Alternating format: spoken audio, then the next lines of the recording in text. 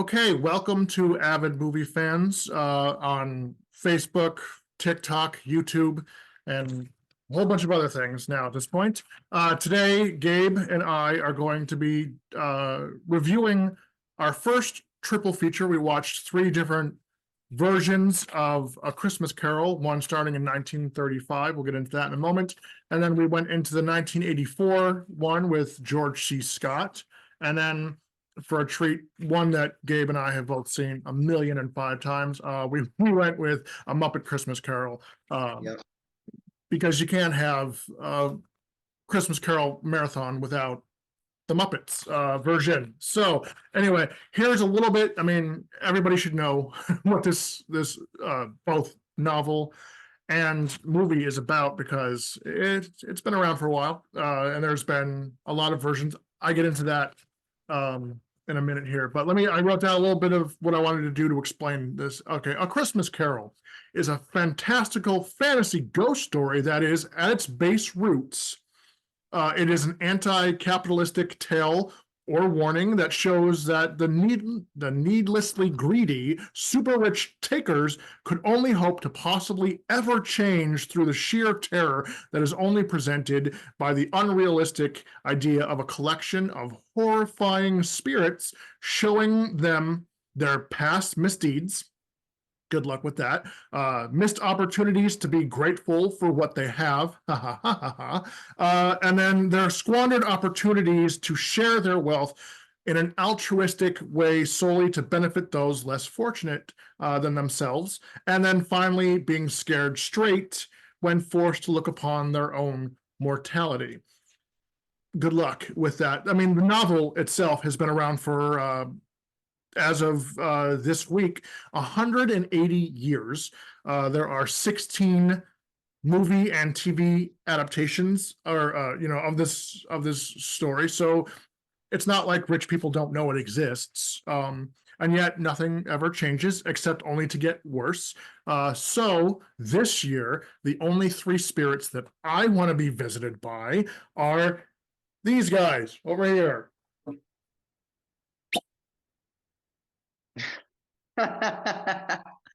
All right. So let's Man, I wish I had a drink over here now. I think I just shut off my camera. 1 second. I'm still here. I promise. All right. All right. So let's go right into the beginning. We're gonna go with Scrooge, also named A Christmas Carol. Depends on the poster that I was looking at. From 1935. This one stars Sir Seymour Hicks. And I've noticed that there's no Jacob Marley's ghost in this version. He's invisible, and they use a line from the novel, if I'm not mistaken, "Only you can see me." So they decided not to show him in this version. They show doors opening, they show the chair moving, the camera follows, and he's supposed to be where the ghost is. Honestly, I love that. I just need to say, I loved that he was invisible because I think the other versions of him have been pretty goofy, in my opinion. Yeah, no, you're not wrong. I also want to just talking about him directly. I actually liked the part with his face on on the door. Yeah. Compared to, obviously I don't want to go into the other films too much, but compared to the 1980s version, I felt like the 1980s version looked very bad compared to the old one, which is like ridiculous. But I think it was better done. I think the 1980s one looked like a double exposure thing that was just really badly done. Yeah, okay, and I'm glad that we're talking about that because so this film came out in 1935.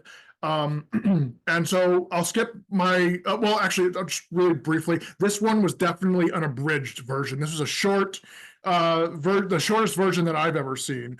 Shortest runtime. They skipped around a lot. I mean, the story plays out the way that it does in the source material and every other version that I've ever seen, but it's very brief. It's very quick.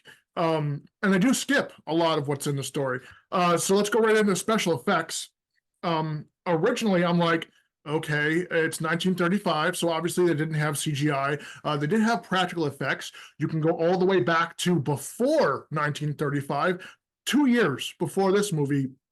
The original Invisible Man movie came out, based on the novel by H.G. Wells. And they actually have him unwrap his bandages and he's not there. In an obvious like green screen effect, but to the people who had never seen anything like that before. So they did have special effects back then. And also Georges Méliès, who was a French filmmaker in the late 1800s. I mean, you can watch all of his movies on YouTube for free right now. The one that's I got a fly in here. The one that sticks out in my mind the most is the one where again 1800s, so they didn't know space stuff then, because that didn't start for another 70 years. But they decide to use a cannon to shoot them to the moon in a giant bullet, and it snows on the moon and all that stuff. But still, the special effects for an 1800s film, stunning. So I was a little put off in the beginning about the lack of special effects, practical effects or whatever in this film. And then I was like, wait a minute. And I flipped the script, and I'm like, actually, this is great. This is a good idea for like stage productions, can use some of these special effects that they use, because it was a lot simpler. Also, Gabe and I at some point want to start doing our own filmmaking, and so these will be, because we will have zero budget. All the stuff will come out of our own pockets probably. So practical effects are really good, and Yeah. honestly, it definitely the one that we watched, the 1935 one that we're Yeah. talking about right now. Yeah. That one did feel like I felt like I was watching a play a little bit, but also being the time, that makes sense too. Yep. I think the one thing, because you talked about the pacing and it being very short. Yep. And things. My one issue, I actually have a lot of issues with this one. I didn't actually particularly like this one, but I didn't watch them all in order. Like, I've seen the Muppets movie a fucking million times. Right. So that one, like, I could almost, tell you it by heart at this point. But Sure. also, I watched then the 1980s one first, and Okay. then the last one that I saw then here is this one. So I'm it's also not- comparing it obviously to other movies as part of it. Sure. However, my one takeaway and one thing that really bothered me with this one was not only was it short, but they did have a lot of the same lines, say a lot of the same things from all the other movies. Yeah. But they didn't pause, and there wasn't a moment to really take in what they were saying. So emotionally, you were not as invested in this movie. At least I wasn't in this movie, just because it was just like people spouting words so fast, and there was no moment to really process it. It was just like, and then like, this was low budget, to be honest with you, and they were on a time constraint, and they had to do everything very quick, and they had limited funds, limited film, because it did seem rushed. It seemed, or like, I mean, this movie, actually, I'm surprised you didn't like this movie. I know that we now, because of these things, have the attention span of a goldfish.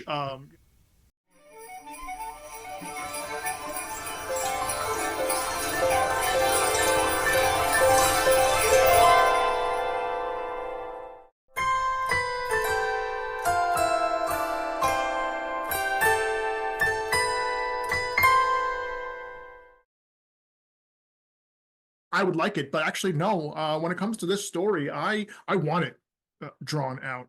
And as you were saying, they changed some things too. Like certain characters in different versions say the lines that ones did in this one. Normally, Tiny Tim's got that big, God bless us, everyone, moment, and they gave that to Ebenezer Scrooge in this one. So, and also they forewent to having a narrator in this film, and had all the actors state the the resolve of this version. So let's get right to it so we can get into the next one because we do have 3 films. But I do want you to Can I say one more thing about this one? Of course, yes. Okay. One thing I can appreciate and really liked about it that I will say is there was points in the film, and mind you, I watched the one that was changed into color. So this is the colored version that I watched, and I guess James watched the black and white one. The way that it was meant to be seen. Okay. So either way.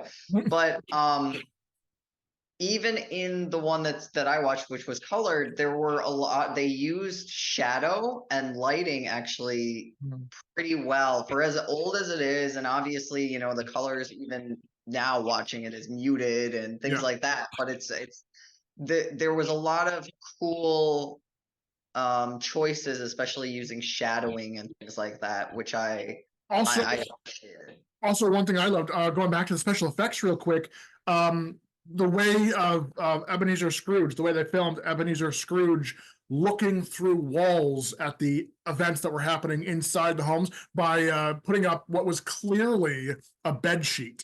And they were filming lighting so you could see through the bed sheet to him looking through the walls, but they used the same bed sheet that had the same pattern as the wallpaper on the walls. And so it looks like he's looking through the walls at the events that are happening inside. And I'm like, actually, that's quite brilliant. So I liked this film because it gave me a lot of options for when we get to doing practical effects for films that we do. And then, but I just thought it was too fast. It was, they cut some of my favorite moments out of the script. And then I found myself, because it was going so fast, I was like disinterested in it a little bit, and then suddenly the credits were rolling and I'm like, oh, how long have I been here? You know, it's like, it was very short, it was very brief, it was like literally like the Cliff Notes version of the novel. And I'm like, so I don't know, I'm actually going to give it one of these. If there's anything else that you want to say about I actually give this one just a thumbs down, just because I'm also, I mean, mind you, I'm comparing it to the other ones, but if I had to recommend one of these films, or even 2 of them, this is on the bottom of my list, honestly. Okay. All right. Yeah. So you gave it a thumbs down. I gave it that one. I don't know what to call that. On to the next, Spirit. All right. So the next one. Do you want to start? Yeah, I've gone. I don't know why. Every time I put this on the black computer, I go to black. All right. So Christmas Carol, 1984. I knew going into this one. I was not. I wish I had my 3 spirits to drink as well. Yeah, well, you know what? You should have planned ahead. I guess someone got to be the DD here. I'm not going anywhere. I'm not going anywhere. I'm staying here for the night. And thank God I don't get hangovers, right? Anyway, so George C. Scott, not one of my favorite actors. And if you remember, when I was like coming up with this idea of doing a triple, a triple feature, I listed other versions. I did say Muppet Christmas Carol because you can't have Christmas without a Muppet Christmas Carol. I watch it every year. I watch it every year too. Yeah. But, the ones that I wanted to do was I wanted to do Robert Zemeckis's Jim Carrey one. That's right. The most recent film. And I wanted to do Patrick Stewart, his version, which came out in the early 90s, if I'm not mistaken. Unfortunately, Robert Zemeckis and Jim Carrey were out of our budget this year. And the George C. Scott one, they're free ones. Yeah, those were free. And I bought Muppet Christmas Carol because I watch it every year. I might as well own it. But George C. Scott, he is not my favorite actor.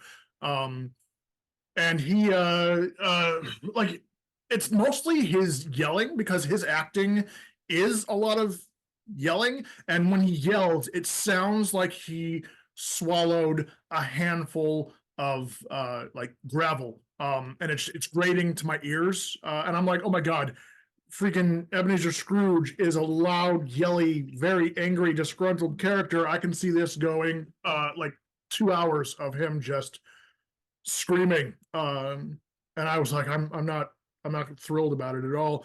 But Wait, I have something to ask. okay, yeah. Which one was your favorite Scrooge though? Out of the ones that we watched, Yeah. uh, plot twist: George C. Scott. Yeah. I went in going like, oh my god, I'm gonna absolutely despise this, and then turned it right around, right in the very beginning. I wrote down a whole bunch of things. Like, first of all, I was very glad that they kept the 7 years passage of time between Jacob Marley dying at the beginning of the story, and then 7 years later, the events of this of the actual story begins. I'm glad that they kept that. I also thought it was weird to cast, out of the plethora of English actors at the time, they decided to have an American actor from Virginia play Ebenezer Scrooge, who is very obviously English. And he had a weak English accent, and I did notice it came and it went as the story progressed. But I also wrote down here, he was much more of a jolly, disgruntled Scrooge, which was a little weird for me. Yeah. Like he smiled and he laughed a lot more. He was mean spirited for sure. So I was very surprised that he didn't take the easy route of just screaming all his lines like he did in The Exorcist 3. All he did was scream the entire movie, and I was like, I hate this. But no, in this one, he's laughing, he's having a great time. And I actually realized George C. Scott actually is a good actor, and I might watch some of his other films. I've seen 3 of his movies, and that is this movie now, and I watched the original Firestarter, and then Exorcist 3. Now I might actually go watch Patton, and I can never remember the beginning of this title, but I can always remember the second part of the title, or how I learned to love the bomb. I might watch that with him in it. Let's see what else. I couldn't decide. I wrote a whole bunch of notes here. This is the one that I wrote the most notes about. Laughs at misery instead of does his screamy thing. I should take your advice and go through life with a smile on my face. When he said those lines, in anger at one of the characters, I was like, oh, that is why he took. I think George C. Scott took that one line and realized, I don't have to play this angry. I can still play mean spirited. I can still be the humbug Scrooge, but laughing at people's misery instead of just being like Michael Caine. Yeah. So yeah. I have to say, yeah, with this one, he definitely, I think it's probably one of the best Scrooge. Is one of the best Scrooges. There's different versions though, right? So yeah. he took the route of honestly being a lot more human, and that's what I liked about it actually, because I was like, this Scrooge, like my memory of the story. Mm-hmm. Even though I've seen the Muppet one a million times, and I've seen all these different versions of them throughout.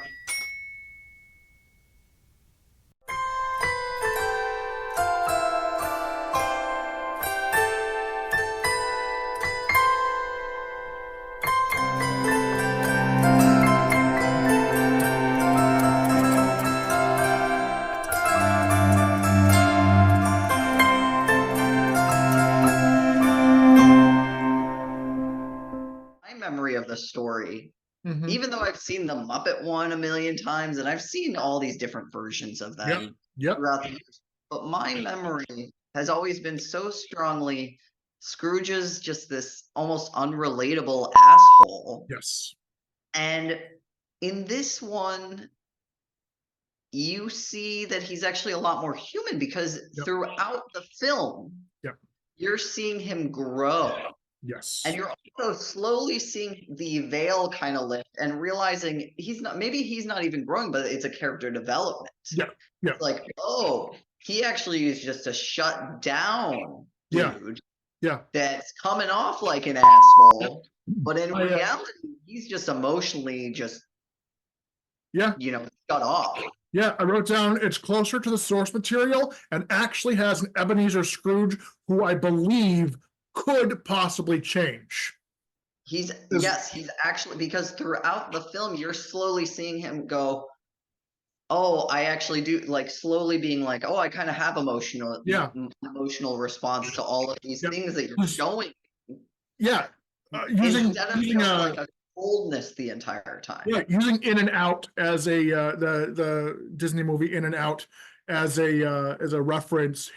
His core memories are changing. He's getting a chance to view his core memories, and they're actually changing his core personality. And you're watching it happen in real time. And you're actually like, I actually wrote down here towards the end. I don't think it's his core personality. I think it's his ego is dropping. That is the entire thing is actually, oh, he had an ego, and it's slowly like yeah changing his ego.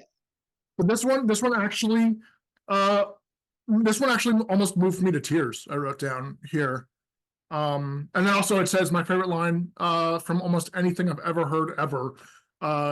It's oh crap, we might have to, I guess when we took a brief break, we're gonna have to do the 10-minute break again in a minute. Hold on, Okay. before we get into the third one. But one of the lines that it said, and I was like, almost carries no weight, in especially matters of the heart. I don't know why I wrote that down, but I did write future relationships better beware, because I will be using that as a response in arguments. Like, your argument almost carries no weight, especially in matters of the heart. I don't know why. I love that line.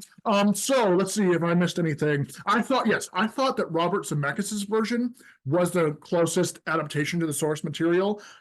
This one, I have to say, is just as close to it. It does the time jumps. It's one of the few versions that actually include the creepy children under the Ghost of Christmas Presents robes. Yeah, I found that part super weird. I'm gonna be honest. I was like, it is a weird part. It's why most adaptations cut it out. But their names are Ignorant and Want. And they could have made them creepier. They just look like slightly malnourished. They're supposed to look like demon creatures underneath his robe. But yeah, they are kind of like his demons, actually, is what he's supposed to be seeing. What's that? Yeah, he's supposed to be seeing his demons. Well, not just his, but all of mankind. Because it seems like the source material is talking about how this sort of thing affects all people who have money, and especially during the time of Christmas. All right, so so let's do the vote real quick before we take our 10-minute break, and then we'll come back, and then we'll do the third and final one. So what did you, me personally, I gave this one a huge thumbs up. Yeah, this gets a thumbs up for me for sure. Great. Yeah, definitely. I like this one. I will cheers to that before we go on to the next spirit over there. Okay. All right, wow, vodka, love it. All right, save some for next time I come over. Yeah, it'll be gone. All right, so I just shut my video off again. All right, anyway, we'll come back in 10 minutes. You won't notice, but I will contact you in 10 minutes, Gabe. All right, talk to you soon. All right.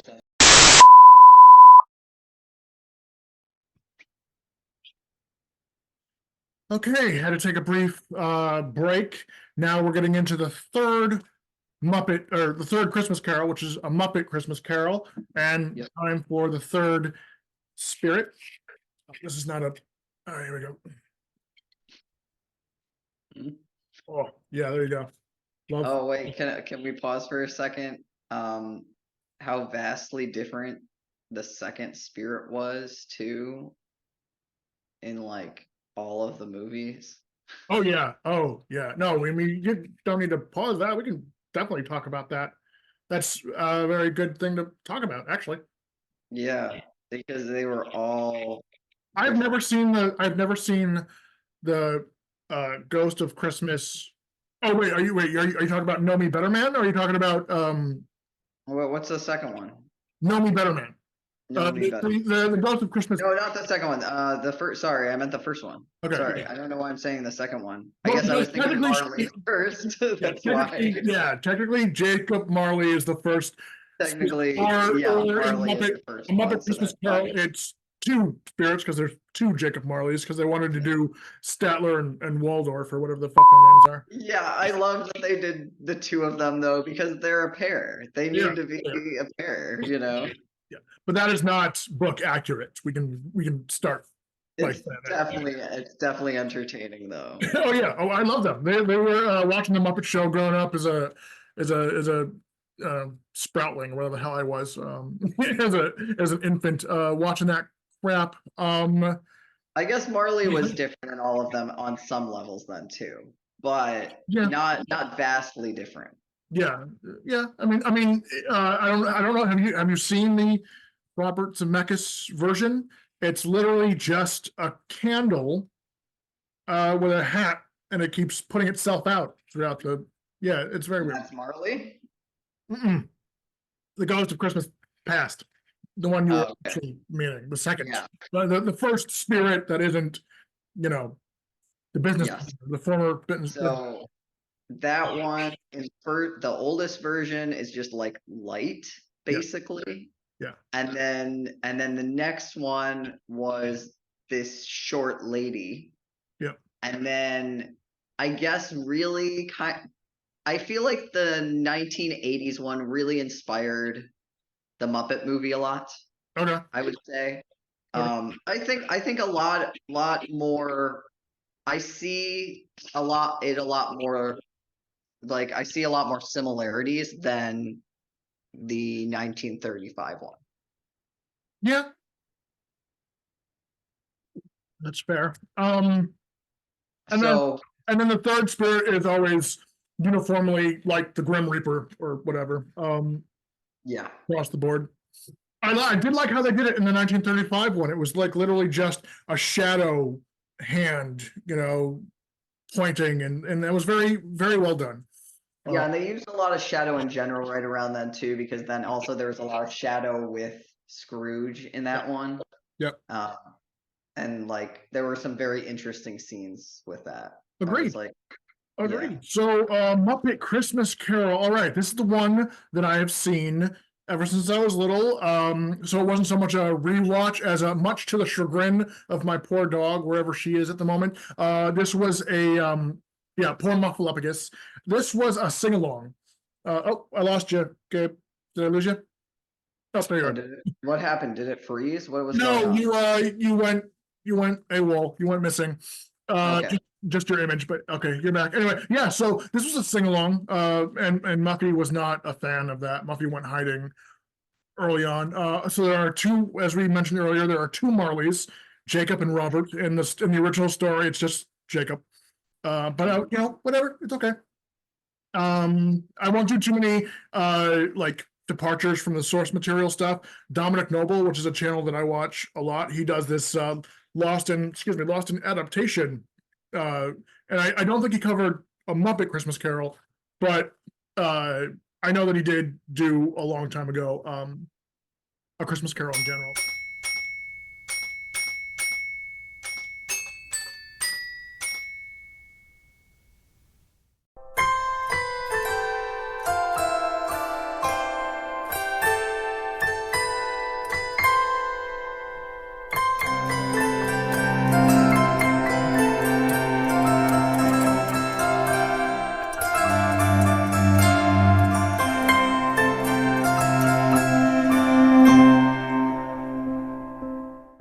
Okay, don't know what that was about. I guess I was frozen on Gabe's computer. Everything was running fine on my end.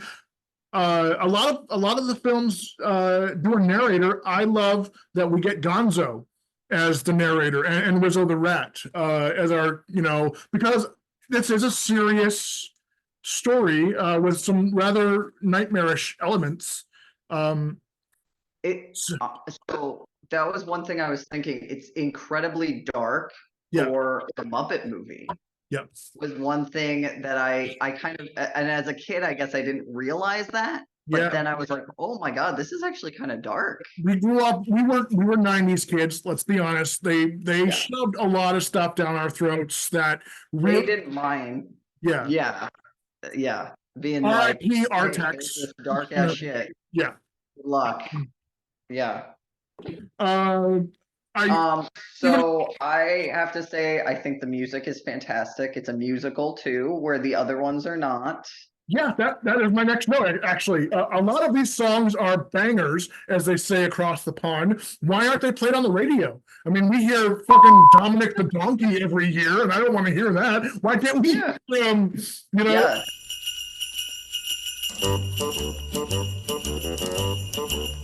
there's only one more sleep till Christmas is my favorite one out of all of those. Yeah, they took out a scene. Sorry, my dogs. Well, I was like, are they your stomach? The scene that they took out was a song. They took out a song, and it was Scrooge and Belle, his Yeah. love interest, and Yeah. they were singing, and it was when they were breaking up. Yeah, Right? It was about his greed. I vaguely remember that. But And I don't know why they took it out. I don't know. They did. They removed it. Probably because it like dragged or something, and otherwise moving story, it kind of dragged a little bit. I could see, because I remember as a kid being like, oh, this is the most boring song. I mean, now I don't think I would feel that way, because Yeah. you You're know, not a kid anymore. I'm not a child, but Right. that is possible why they removed it. Yeah. I love that Fozzie Bear is Fezziwig, because it's close enough in the character's name that it's Fozziewig instead of Fezzy. I love that. Okay, so this one, Muppet Christmas Carol will always be my favorite. So that title didn't get, replaced. But unfortunately for Michael Caine, George C. Scott does replace the top spot for actors who have ever played Ebenezer Scrooge. Now, you said that this might have been the first version you ever saw when you were a little kid, right? This was your I don't know if this was the first one, because honestly I don't remember what the first one was. Okay. But I believe this was the first one where I was really like, oh, I like this. This is something I feel like the reason I remember this story is because of the Muppets. Okay. As a child, I loved the Muppets. I still love the Muppets. Yeah. As an adult, I still love them because it's fun, it's hilarious, it's witty and smart enough that it's still entertaining and fun to watch. Yes. It's they're beautifully filmed too, like the colors and just the entertainment wise, they're amazing to look at too. Yeah. And just imagine how long they took to make those Muppets. Sure. And they're just so entertaining. I mean, I relate to, Gonzo. I'm he's the not one with the big nose. That's awkward. He's not Gonzo in this movie. He's Charles Dickens in this movie. Okay. So yes, it's Charles Dickens. Yes, yeah. I do like that he's Charles Dickens, and I like that he's a narrator. I enjoy that. Yeah. I love him as a narrator. Me too. And I wrote down. George C. Scott almost took over this spot, which is surprising, but I ended up not choosing the 1984 A Christmas Carol as my favorite one because Muppet Christmas Carol, it might be a fraction of nostalgic, but really what it is, it's the songs, the acting, even from a bunch of Muppets, that somehow is able to actually like really stir the emotion that the story is supposed to stir in you. And so I usually, when I'm really, because I'm not a big Christmas fan in general, it's one of my least favorite times of the year. I mean, yeah, it's magical and all that crap, but at the same time, when I'm really feeling at a Christmas lull, I'll throw this movie on and it will kind of kickstart me into feeling a little bit more jolly. So, yeah. All right. So obviously we've come to the point where we give it our rating. So you go first. Obviously just because it's the Muppets. The Muppets Christmas Carol is a thumbs up for me. It's entertaining, it's funny, it's heartwarming, Yep. and the music's great. Like, how can you not love it? So, and it's kid friendly and adult friendly. Yeah. Which is perfect. Your kids are going to be entertained. They're not going to be bored or scared, and you're going to enjoy it as well. So, I mean, that's Even though overall Rizzo the Rat, well-rounded film. even though Rizzo the Rat and Charles Dickens do leave for that final spirit because it scares them, it's not that scary. They do. They're like, we'll join you at the end. You know. Yeah. So I give this one a thumbs up as well. It is my favorite version. I almost put a bonus feature in here because as I was lining up to watch this one today, I found out that there is one from the early aughts. It's a Christmas Carol musical. And I was like, and I watched just a trailer of it. I'm like, actually, some of those songs are pretty good too. I might have to watch that as a bonus feature, but I'll watch that closer to Christmas. You don't have to watch it if you don't want to. I might watch it, you know? Well, I'm definitely going to do more Christmas themed reviews for a while. Yeah, maybe I'll do that. Maybe we can both do that one together too. Final thoughts, I guess. So you already said the Muppet movie one is your number one. Yes. And then your number two is the 84. Yep. George C. Scott. 84. Okay, so I'm actually exactly the same with you on this. I agree completely with you on this because I feel like that is rare. That's the lineup. Like if anybody wants a recommendation and hasn't seen any of these movies or has seen some of the other ones but not these or one of them, I would say watch the 1935 one, just because, especially if you're into filmmaking, because it's interesting. You actually get to see like the real beginnings of filmmaking there, and the way that they handle what seems like a shoestring budget. The way that they did it was actually quite inventive. So I enjoyed it. Also, if you want to watch a Christmas movie but don't have a lot of time, this is the abridged version. This is the very quick.